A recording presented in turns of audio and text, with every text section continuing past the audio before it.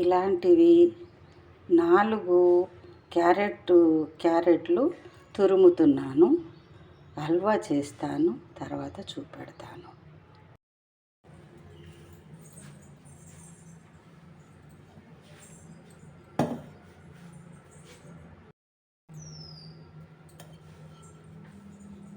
ఈరోజు మనము క్యారెట్ హల్వా చేసుకుందాం. ఒక పెద్ద 2 స్పూన్లు నెయ్యి వేసేసుకుందాం. నెయ్యి వేసి కాజు వేయించుకున్న తర్వాత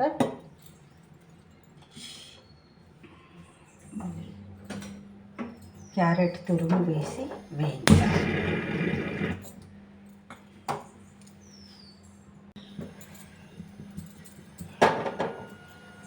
నెయ్యి వేసాను.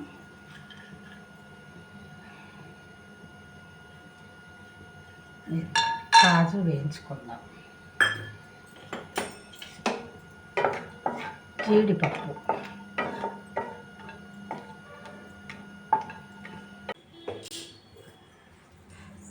కొంచెం ఈ చిన్న పప్పు ఉంటుంది కదా, ఇది వేసుకుందాం.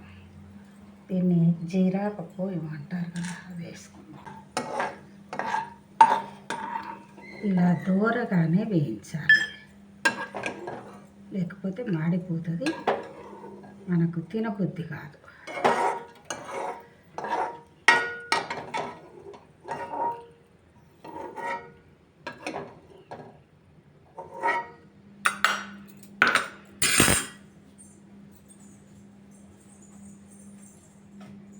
ఇందులోనే ఇదిగో పెద్దవి 4 క్యారెట్లు, దాదాపు పెద్ద 3 కప్పులు అవుతుంది. 2 కప్పులు అయితే పెద్ద తురిమినాక ఇలా ఎక్కువ కనపడుతుంది.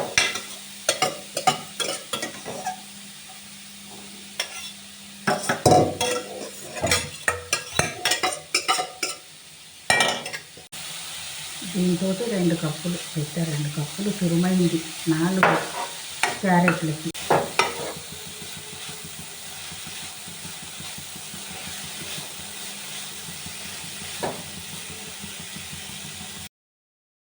ఇదిగో ఒక 5-6 నిమిషాలు వేయించాక ఇలా అవుద్ది. మంచిగా పచ్చి వాసన పోయినాక పాలు వేసుకుందాం.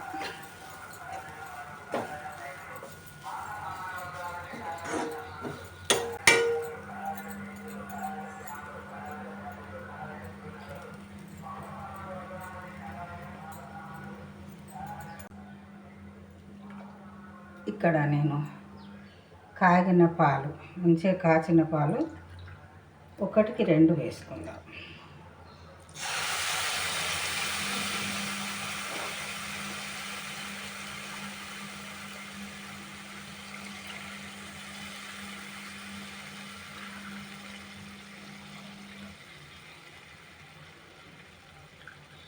చాలు, చిక్కటి పాలు వేసేసాను.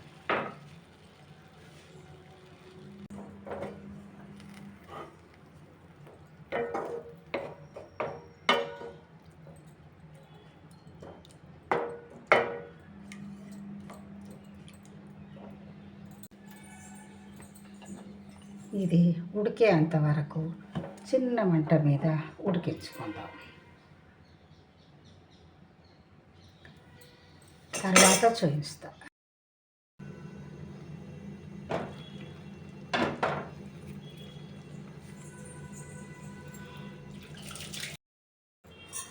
ఇదిగోండి, ఇలా అవ్వాలి, దగ్గర పడింది.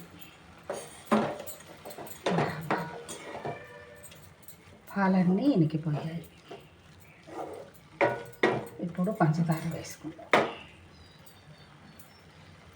2 కప్పులకు 2 కప్పులు, 1 కప్పు కూడా పట్టదు, చాలు.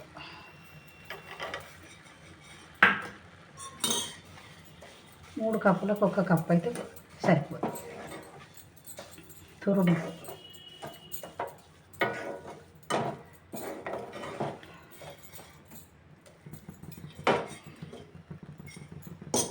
ఇందులోనే యాలక్ పొడి వేసుకుందాం. యాలక్ పొడి, ఇలాచి. ఇంకా దించే ముందు ఈ కమ్మని వాసన దీనికి అంతటికి పడుతుంది. మళ్ళీ దగ్గర పడ్డాక తీసేసుకోవాలి. పంచదారతోటి అంతా మళ్ళీ పాకం వచ్చేస్తుంది. ఇలా పల్చగా అయిపోతుంది. ఇది దగ్గర పడ్డాక అయిపోయింది.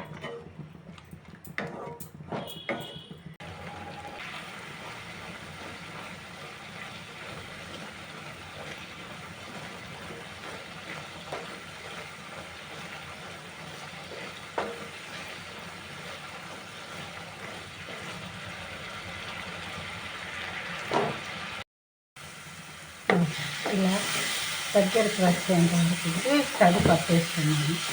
ఇది కొంచెం చల్లబడ్డాక మంచిగా అవుతుంది.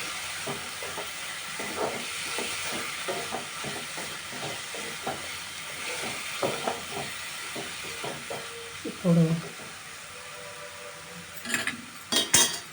వేయించుకున్న పప్పులు వేసేసుకుందాం.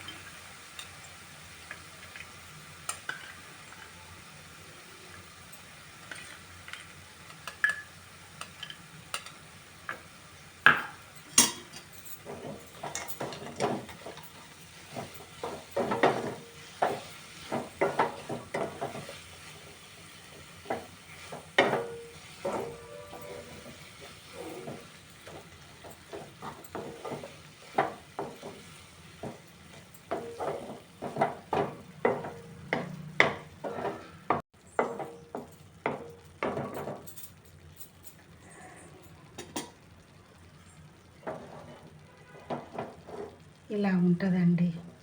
చాలా బాగుంటుంది. క్యారెట్ తోటి మంచిగా కంటికి కూడా మంచిది అంటారు కదా, ఏ విటమిన్ దొరుకుతుంది. బాగుంటుందండి. మీరు కూడా ఇలా చేసుకోండి. పిల్లలకు చాలా ఇష్టమవుతుంది హల్వా అంటే. పెద్దవాళ్ళు కూడా ఇష్టంగా తినవచ్చు. లైక్ చేయండి, షేర్ చేయండి, సబ్స్క్రైబ్ చేయండి.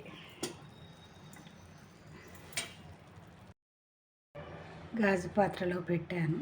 ఇలా ఉంటుంది. మీరు కూడా ఇలా చేసుకోండి. లైక్ చేయండి, షేర్ చేయండి, సబ్స్క్రైబ్ చేయండి.